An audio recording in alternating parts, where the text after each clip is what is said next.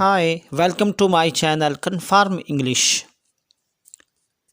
A B C D E F G H I J K L M N O P Q R S T U V W X Y Z।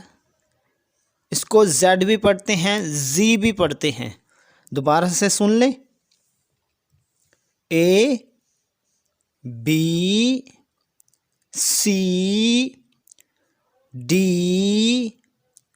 E F G H I J K L M N O P Q R S T U V W X Y Z या फिर Z।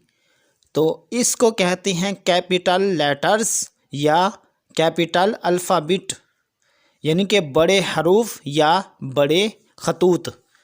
तो उम्मीद करता हूँ नाजरीन कि आपको ये कैपिटल अल्फ़ाबेट या कैपिटल लेटर्स जो बड़े हरूफ होते हैं, बड़ी ABC होती है, ये आपको याद हो गई होगी और आपको पसंद भी आ गई।